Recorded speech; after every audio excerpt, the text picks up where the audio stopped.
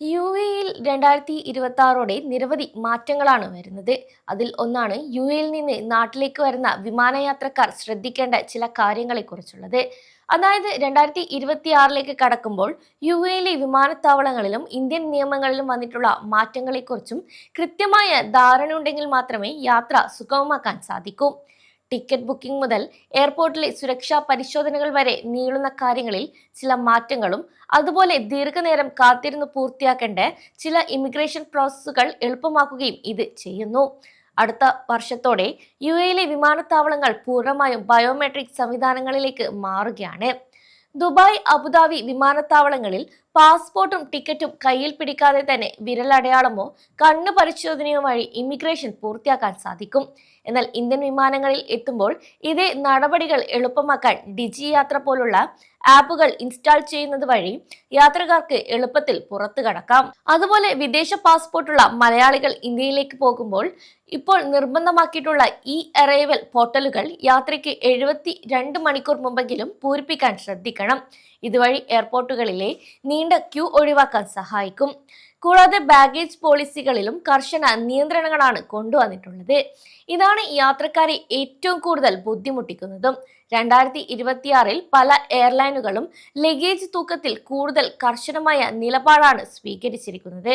അതായത് പ്രത്യേകിച്ചും ബജറ്റ് എയർലൈനുകളായ എയർ ഇന്ത്യ എക്സ്പ്രസ്, ഇൻഡിഗോ എന്നിവയിൽ ടിക്കറ്റ് എടുക്കുമ്പോൾ ലഗേജ് ഫ്രീ ടിക്കറ്റാണോ എന്ന് യാത്രക്കാർ പ്രത്യേകം പരിശോധിക്കണം. കാരണം 7 കിലോ ഹാൻഡ് ലഗേജ് എന്ന നിയമം നിലവിൽ കർശനമായി പരിശോധിക്കുന്നുണ്ട്. കൂടാതെ ലാപ്ടോപ്പ്, ബാഗ് ഉൾപ്പെടെയുള്ള തൂക്കം ഇതിൽ ഉൾപ്പെടാൻ സാധ്യതയുള്ളതിനാൽ ബാക്ക് പാക്ക് ചെയ്യുമ്പോൾ ചില കാര്യങ്ങളും ശ്രദ്ധിക്കണം. മിക്ക പ്രവാസികളും നാട്ടിലേക്കുള്ള സാധനങ്ങൾ കാർഡ്ബോർഡ് ബോക്സുകളിലാക്കിയാണ് കൊണ്ടുവരാറുള്ളത്. അതിനാൽ ഇതിന് അധിക ഭാരം ഉണ്ടാക്കിയാൽ അധിക തുക ഈടാക്കാനോ അല്ലെങ്കിൽ ഇത് നിരസിക്കാനോ ഉള്ള സാധ്യതയും കൂടുതലാണ്. ഇത് കണക്കിലെടുത്തുകൊണ്ട് പ്രവാസികൾ ഗുണനിലവാരമുള്ള ട്രാവൽ ബാഗുകൾ ഉപയോഗിക്കുന്നതാണ് ഏറ്റവും മികച്ചത്. 2025 അവസാന മാസങ്ങളിൽ വരുത്തിയ ഒരു കർശന നിയന്ത്രണമാണ് വിമാനങ്ങളിൽ കൊണ്ടുപോകുന്ന ചില ഇലക്ട്രോണിക് സാധനങ്ങളുടെ വിലക്ക്. അതായത് വിമാനത്തിനുള്ളിൽ പവർ ബാങ്ക് ഉപയോഗിക്കുന്നതിനും ചാർജ് ചെയ്യുന്നതിനും ഏർപ്പെടുത്തിയ നിരോധനം 2026 തുടരുമെന്നാണ് അറിയിപ്പ്. ലിഥിയം ബാറ്ററികൾ ചൂടായി തീപിടുത്തമുണ്ടാകാനുള്ള സാധ്യത കണക്കിലെടുത്താണ് ഈ ഒരു തീരുമാനം നടപ്പിലാക്കിയതും. നേരത്തെ തന്നെ ചില വിമാനങ്ങൾ ഇക്കാര്യങ്ങൾ പാലിക്കുന്നുണ്ടെങ്കിലും ഈയിടയ്ക്കാണ് കൂടുതൽ വിമാന കമ്പനികൾ ഈ ഒരു നിയന്ത്രണം കൊണ്ടുവന്നിട്ടുള്ളത്. കൂടാതെ ഇനി മുതൽ പവർ ബാങ്ക് ഹാൻഡ് ബാഗിൽ സൂക്ഷിക്കാം എന്നല്ലാതെ വിമാനത്തിനുള്ളിൽ പുറത്തെടുക്കാൻ ഒരു കാരണവശാലും അനുവദിക്കില്ല. കൂടാതെ ലാപ്ടോപ്പ്, മൊബൈൽ ഫോൺ എന്നിവയുടെ ബാറ്ററികൾക്ക് കേടുപാടുകൾ ഇല്ലെന്നും ഉറപ്പുവരുത്തേണ്ടത് അത്യാവശ്യമാണ്. ഇനി സ്വർണം കൊണ്ടുപോകുന്നവർ ഇന്ത്യൻ കസ്റ്റംസ് നിയമങ്ങൾ കൃത്യമായി പാലിക്കണം.